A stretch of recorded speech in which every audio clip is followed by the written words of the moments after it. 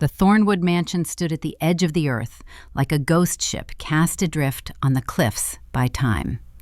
Built in 1928 by a railroad king with more ambition than aesthetics, it had seen a dozen owners since then, until it sank into silence and dust. I'd found it 3 years ago, with its faded gardens, its ballroom ceiling weeping with brown stains, and a crack in the grand staircase that gaped like a wound, bisecting 3 steps of cold Carrara marble. And I'd lost my heart. Instantly, irrevocably, to the point of chest pain. Now I stood in its restored foyer, where the parquet floor shone like dark honey, and the crystal pendants of the chandeliers shimmered with 1,000 rainbows. And I watched as my own blood, methodically and with cold precision, destroyed what I'd spent 2 long years building. My wedding, my future. We're canceling this venue. The voice of my mother, Ekaterina Lawson, cut through the tense air with the peremptory ease that comes from decades of getting what you want without question. She was addressing Elena, the coordinator, a woman with a face that had seen hundreds of celebrations and disasters. There will be no wedding. Elena, usually unperturbed, looked from her to me, confused. Sorry, Mrs. Lawson, but I don't have a cancellation request from the bride. The bride doesn't understand what she's doing. My mother waved me away, as if brushing away an invisible speck of dust. Her gesture was a universal dismissal. She can't afford it anyway. We all know this wedding is just a drawn-out childhood fantasy. My father, Robert, stepped forward, instantly transforming from parent to corporate gladiator in an expensive suit. We will require a full refund of the deposits. I'm sure you understand that holding on to funds for a canceled event under these circumstances would be legally untenable. Robert, please, my Aunt Patricia gently tugged at his sleeve, but her expression wasn't reticent. It was complicit. Let them handle this professionally. They was a whole delegation. They had arrived here this morning under the pretext of a last look before tomorrow, and now stood in the foyer in an impassive semicircle. My mother, father, aunt, uncle, Grandma Eleanor with her face made of wax, my sister Madison, and her husband Derek. They looked at me like a jury that had already returned a verdict of guilty. Guilty of naivety. Guilty of making an inappropriate choice, in an attempt to leap above his financial status. I stood slightly to the side, feeling Nathan's hand grip mine so tightly that the platinum of his wedding ring dug into the fingers next to mine. His parents, Susan and Michael, stood frozen nearby, their kind, open faces reflecting the same stunned bewilderment that was spreading like an icy wave through my stomach. Mrs. Lawson, Elena's voice tightened, her professional veneer cracking. I really need confirmation from Olivia herself. Olivia has nothing to say. My mother slowly turned her head toward me. Her gaze, that long familiar, soul-deepening mixture of pity and icy disdain, hit me like a slap. Really, dear? You can't afford that hall. You can't afford that dress. And you certainly can't afford to marry a man without a real career. Nathan's entire body shook as if he'd been struck with a whip. He was a marine biologist. His career was saving worlds, fragile and blue, not playing the stock market with numbers. Catherine, Susan's voice was sharp, like a snap. This is beyond the pale. Really? Her mother raised an eyebrow, barely perceptible. I'm just calling a spade a spade. Olivia's tinkering with a nonprofit. Nathan studies fish. Together, they probably don't earn as much as Madison spends on collectible shoes. She chuckled, and several relatives echoed the sound, a dry, lifeless crackle. Madison smiled sweetly, as always. The golden child, married at 25 to the right man from a world of right money. Their wedding was a glossy fairy tale, the stuff of family worship. Mine was met with silent doubt from the very beginning. The room alone cost $80,000, my father said to Elena, completely ignoring me. It's a complete gamble. Olivia physically couldn't even make a deposit. Either it's a scam or someone else is paying for her. But this farce ends today. It's not a farce, I breathed out. In the ensuing silence, my voice, quiet and hoarse, rang out louder than a scream. All heads turned to look at me. Oh dear, my mother's voice became syrupy sweet, venomous. We know how much you wanted this. You dreamed of a beautiful wedding in a beautiful place. But dreams, alas, don't pay the bills. And frankly, after Nathan's family failed to offer adequate support, she cast a meaningful glance at Susan and Michael. It's time to show tough love. We offered help, Michael burst out, his restraint cracking. More than once. You refused. What help? A measly few thousand? Father snorted. This hall is worth more than your house. The words hung in the air, ugly, deliberately cruel. Susan paled. Nathan groaned softly, clenching his fists. Enough. I pulled my hand from his and stepped forward, right into the center, becoming a human shield between my family and them. My people. You can't come here and insult my future in-laws. Your wedding venue? Madison snorted, her light, ringing laugh striking my ears like tiny shards of glass. Liv, be realistic. You can barely afford your old apartment. You have that ancient Honda that's older than your fiancé. Last Christmas you gave us all, what were they? Knitted scarves? Your own, because you couldn't afford normal gifts. I gave things I put my time and soul into, because I wanted them to mean something. You gave it to me because you were broke, Madison retorted, feigning boredom at the perfect French manicure on her nails. Just stop it. This is all some gigantic, ridiculous scam. Or you're so deeply in debt you can't get out. The quiet, measured tap of her cane on the shining parquet floor made everyone pause for a moment. Grandmother Eleanor slowly stepped forward. At 83, she was a living relic, a matriarch whose silence weighed more heavily than anyone else's words. Her gnarled, pale fingers gripped the silver hilt. Olivia, my child. Her voice flowed like warm syrup, and it made me feel even more pained. We don't want to hurt you. We're trying to protect you from falling. You've always been our dreamer. I had my head in the clouds, as your late grandfather used to say. But life, my dear, sooner or later, demands that I come down to solid ground. And what is this solid ground, Granny? I asked, and my voice sounded alien. The reality, she shook her head, her gaze becoming infinitely sad, is that you can't afford such a fairy tale. You work for a charity where they pay you with smiles and a sense of self-righteousness. Your chosen one? He studies underwater creatures. You've booked a room that costs a fortune. There's something fishy here, girl. Fishy. I saw Elena take a step back, catching my gaze. Her eyes clearly asked, "Call security? Get rid of them?" I shook my head slightly. Not yet. Not now. So what's your plan anyway? I blurted out. You show up here the day before everything that matters to me, trying to cancel my wedding, and then what? I just pack my things and leave? You're going home, and we'll help you sort out this mess. His mother's voice sounded like she was explaining something to a mentally retarded child. We'll settle all your debts if you have any. We'll help you break off your engagement quietly and civilly, and then you can start over with someone right. Right, Nathan said the word as if he'd been tasting it and it tasted poisonous. You mean with money? I mean with someone who can provide you with a decent life.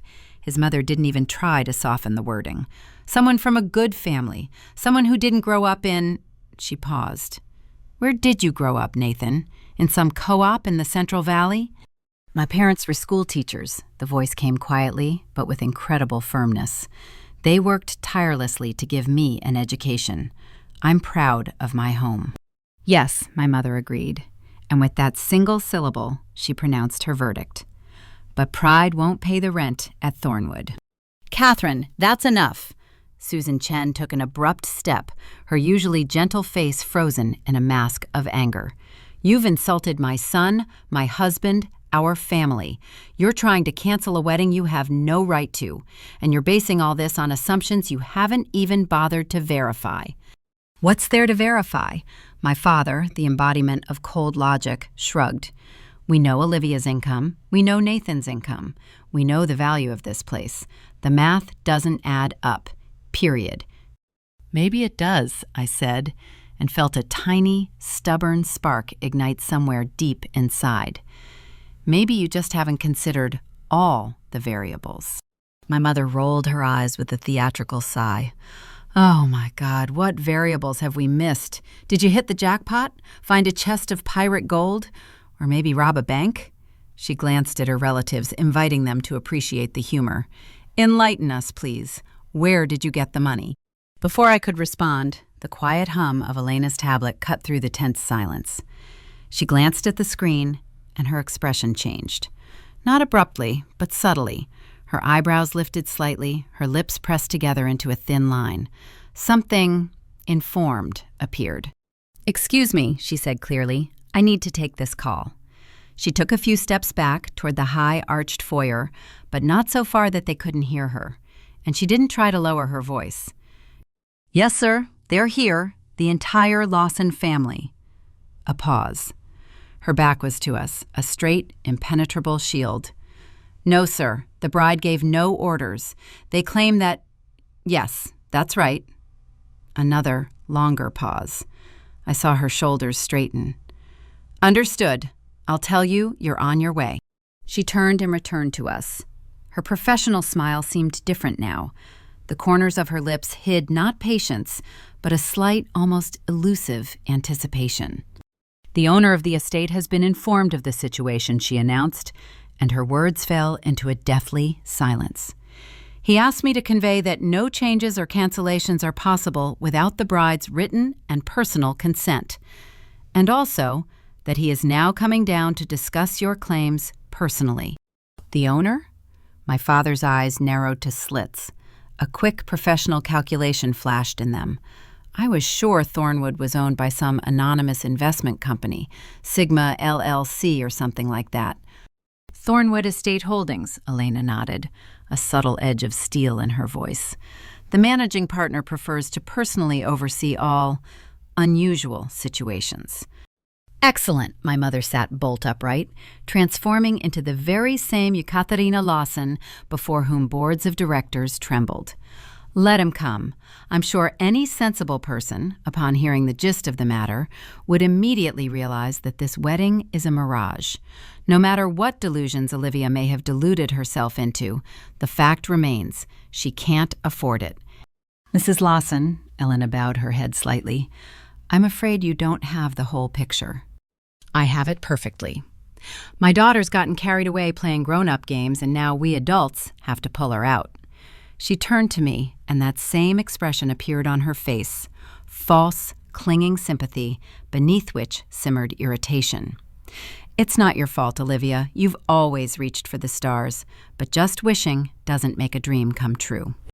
I looked at her, just looked, at the woman who gave birth to me but never wanted me. She applauded Madison's every move as a triumph and dismissed my victories as cute hobbies. Her world was built on bank statements and family trees, and anything beyond that was declared a failure. "Do you know what I've been thinking all these years, Mom?" My voice was quiet, but it filled the entire foyer. "Why haven't you ever asked me how I live my life at work? In 12 years at the foundation, not a single question. You answer phones and organize charity dinners," she snapped. "I'm the executive director for 6 years now. Before that, I was the program director. And I started as a volunteer. I built this, Mom, all by myself, just like you and Dad always told me it was supposed to be." My father snorted, waving his hand dismissively. "Being the executive director of a small-time nonprofit is like captaining an inflatable boat." "How much? 60? 70,000? "It doesn't matter," I said, taking a deep breath, feeling the air burn my lungs, "because my salary doesn't pay for this wedding." "Then what?" she began, but her question was lost in the sound of footsteps. They came from above, from the grand staircase, confident, unhurried, all heads turned toward the marble landing. A man of about 35 was descending, wearing casual jeans and a shirt with the sleeves rolled up to his elbows. His dark hair was slightly tousled, as if he'd just gotten up from work. He walked with the casual ease one only finds at home. Because this was his home. "Sorry for the delay," Ethan said, stepping down the last step. "I was in a meeting with our guys in Singapore." He nodded to Elena, a flicker of gratitude in his eyes. "Thanks for calling." My mother's face turned as white as the marble steps. "Ethan? What are you doing here?" "I live here, Mom." He calmly came over and stood next to me, his hand on my shoulder. Heavy, warm, real. "Or did you forget while you were trying to ruin Liv's wedding?" Ethan Lawson, eldest son, outcast, left at 18 after a scandal that deafened our entire prosperous universe. He toiled at 3 jobs to pay for college, then 5 to build his first startup, which failed. And then he built a second, one that soared so high the family could only look up, heads tilted upward. By 30, he sold the company for 9 figures and disappeared from their sight, but never from mine. We always stayed in touch. He was my quiet ally in this Cold War. You own this place?" My father's voice was unusually strained, a hint of a rushed calculation. "I bought it 3 years ago when it was a wreck. About the price you spend on a new car every year, by the way," Ethan shrugged. "Olivia helped with the restoration. She has impeccable taste. She could have become a brilliant designer if anyone in this family had ever believed it." Mother's gaze darted between us, trying to stitch together a torn reality. "So you're funding this gamble, out of pity?" "I'm giving my Sarah a wedding because I love her, because she's marrying an honest, good man, and because," his voice, usually calm and even, rang like a taut string, "she deserves at least one day without you trying to drag her happiness into the dirt." "We weren't trying," Aunt Patricia began, but her voice trailed off. "No? I think you just accused her of fraud, debt, and an inability to distinguish reality from fantasy, in front of her future in-laws." Ethan turned to Susan and Michael, his expression softening. "I'm truly sorry you had to witness that. Unfortunately, our family has a bad tradition of considering anything that can't be put in a safety deposit box a flaw." "Ethan, that's cruel," my mother breathed, and for the first time a cracked note crept into her voice. Not remorse, but resentment. "We only wanted to protect Olivia from ruin. You wanted to break her, just as you always tried to break anyone who didn't fit into your narrow confines." Ethan's hand on my shoulder became a support, an anchor in this storm. "The only difference is that I ran away. Madison resigned herself and became your perfect reflection. And Olivia?" He turned his head toward me, and in his eyes, as brown as mine, I saw something I'd never seen in my parents: recognition. "Olivia learned to survive by being herself, while you watched her failures with disdain. It's not disappointment," her father tried to strike his usual velvety notes, but they cracked. "We just wanted more for her." "More what? More zeros in her account? More empty dinner parties? More inner emptiness?" Ethan laughed, and the sound was bitter. "She runs a foundation that provides shelter to families thrown out onto the street. In 10 years, she's brought over 10,000 people home. She makes $68,000 a year, and I'll bet she's happier in her rented apartment than Madison is in her mansion with a husband who only speaks to her through a financial advisor." "How dare you!" Madison screamed, her perfect makeup revealing a surge of rage. "I'm telling the truth that everyone here knows, but is afraid to say." Ethan's voice was calm, like the surface of the ocean before a storm. "I don't judge your choice, Maddie. I'm simply stating a fact. You play by their rules, and their rules are designed to produce glitz, not happiness. They make people rich, respectable, and deeply unhappy." The silence that followed his words was deafening. It was broken only by the distant, eternal roar of the ocean outside the tall windows. Grandmother Eleanor stared at the floor, her fingers white on the handle of her cane. His parents stood like a pair of statues in which cracks had just been discovered. "The wedding is tomorrow," Ethan continued, his words falling like honed blades. "Here, in this house. Everything is paid for. The hall, the music, the flowers, a table for 100. Not because Olivia couldn't afford anything, but because I wanted to give her one single day, perfect in every way, where you couldn't bring your poison." "But you kept it from us." A genuine, undisguised suffering broke through in his mother's voice. "All these years, you didn't tell me you owned Thornwood. You didn't tell me you were in touch with your sister. Because I knew perfectly well what would happen if I told you." Ethan's gaze turned icy. You would have found a way to appropriate it all, to attribute my success to your genes, to use my fortune as leverage. I stayed away to survive, and I stayed with Olivia because she's the only person in this family who loved me not for my achievements, but simply because. Tears filled his mother's eyes, but this time they seemed real. That's a monstrous lie. I love all my children. You love those who live up to your expectations. You tolerate the rest. Ethan took a step toward her, and the space between them grew electric. When I left law school to build computers in the garage, you called it a disgrace.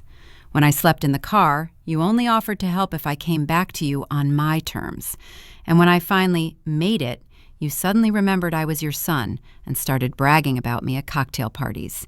You never cared about me, only about my value. That's not true, she tried, but her voice broke. When is my birthday, Mom? The question hung in the air, sharp and absurd. She froze, her mental gears spinning madly, in vain. March, she blurted out at last. I think it was in the middle. November 2nd, Ethan said quietly, almost in a whisper. I turned 35. You didn't call. You didn't write.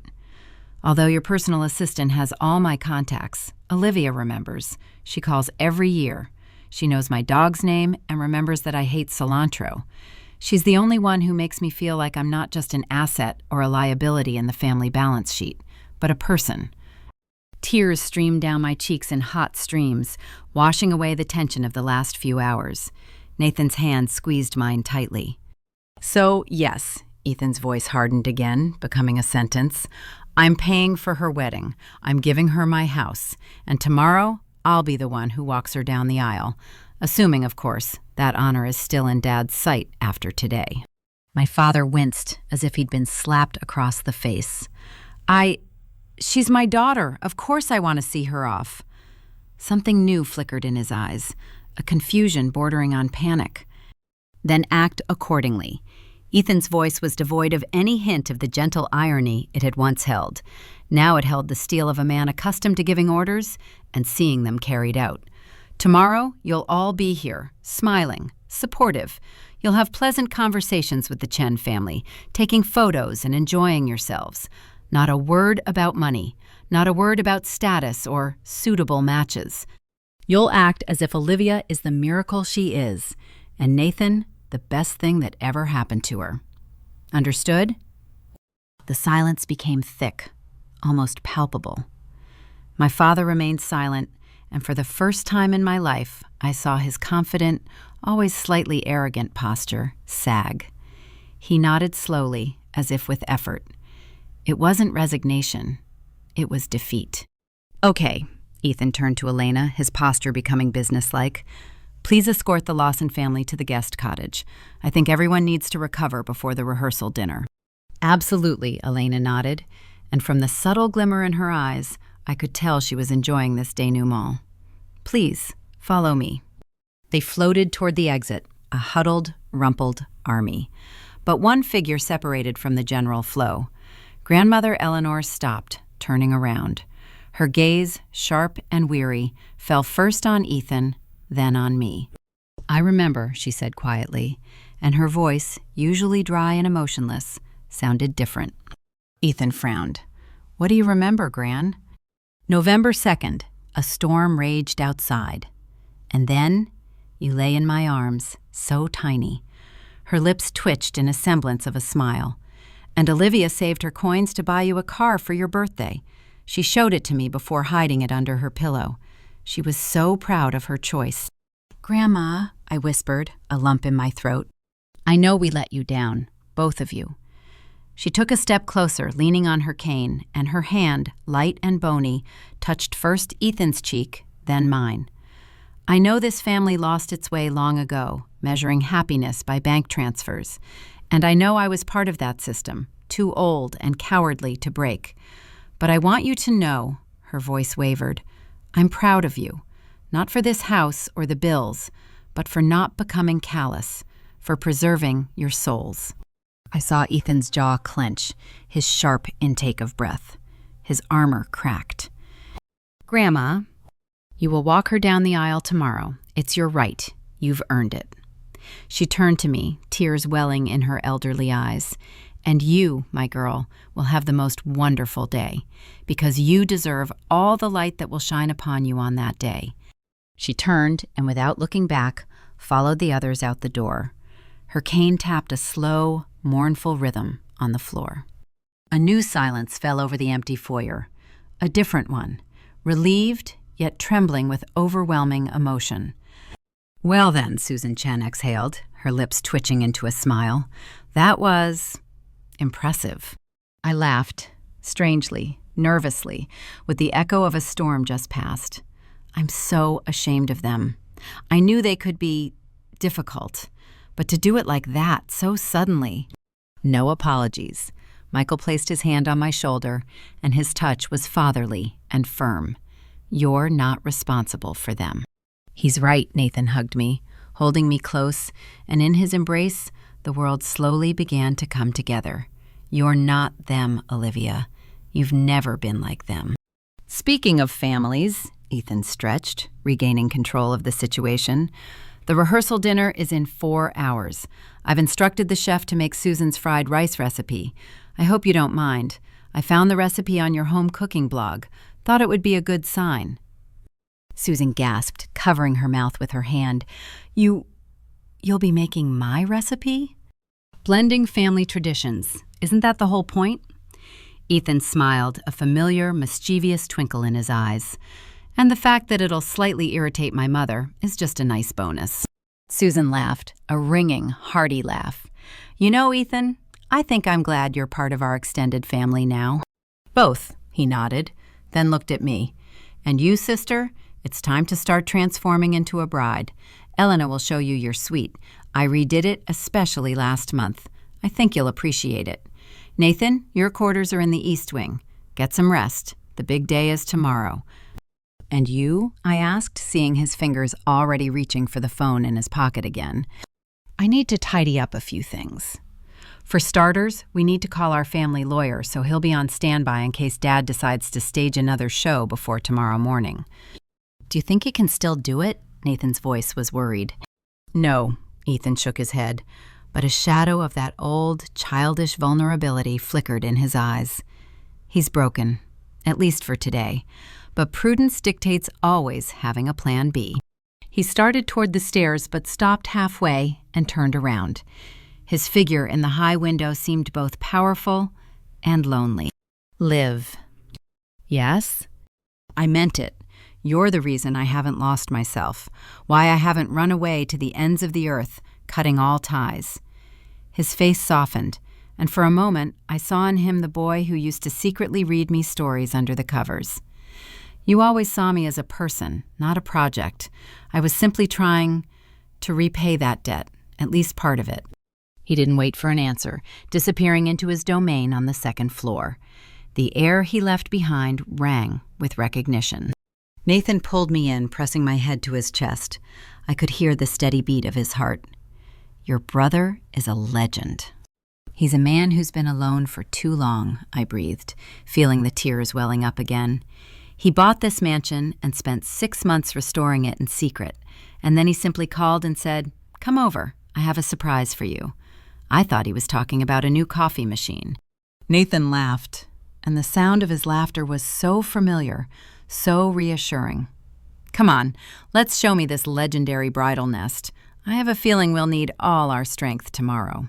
The wedding was the realization of a dream I'd been afraid to even think out loud, and a complete rejection of everything my family considered right. We stood on the very edge of a cliff, and the ocean below sang a powerful, eternal hymn to us. The sunset melted the sky into gold and purple, and it seemed as if nature itself was blessing this union. Ethan's arm under my elbow was an unwavering support, and when he passed my hand to Nathan, I saw a single elusive tear escape down his cheek, and the same on my groom's cheek. My parents sat in the front row, straight as a ruler. Their faces were masks, but masks of well-hidden emotion. Whatever Ethan had implanted in their minds over the past hours had worked. My mother even smiled, a genuine, if slightly bewildered smile, as Nathan crushed his glass as per tradition, and a resounding mazel tov echoed through the guests. And then there was the ballroom, the very same one whose once weeping ceilings now shone, reflecting the light of 1,000 crystal drops. The air was filled with laughter, music, and aromas. Susan's famous fried rice sat on the banquet table next to my grandmother's signature roast beef and Aunt Nathan's incredible spring rolls. The toasts were without sharp spikes, the hugs without hidden tension. And in that fragile, perfect moment, two different universes merged into one, warm and bustling. Around midnight, while the most staunch guests were still dancing and Nathan and I were already preparing for a quiet escape, my father found me in the shade of the magnolias. Olivia. I turned around. In the moonlight, he seemed different. Not a corporate titan, but simply a tired man. His armor was cracked. Dad. He came over and stood next to me, looking at the silver path the moon had traced across the dark water. I need to apologize. For real. You already said that at dinner. Then, for show. Now, for myself. He sighed heavily. I spent so many years trying to squeeze you into a mold I knew I didn't even realize how grown up you are. That was my mistake, and my deepest regret. Thank you, I whispered, and those 2 words meant more than all the ceremony. And one more thing about Nathan's family. My words were unworthy. They give the impression of being good people. They are good people. Yes, he nodded, a bitterness in the gesture. Perhaps better than us. I left that statement uncontested. Sometimes silence is the most honest answer. Ethan said something today that I can't dismiss. My father's voice grew quieter, almost soundless. He said you loved him unconditionally. Did you both really believe that our love was conditional? I looked at him, at this complicated, broken man today, who was still my father. I believe you loved us, Dad, and you do. It's just, your love always came with assembly instructions, and sometimes a child just needs to be, without blueprints.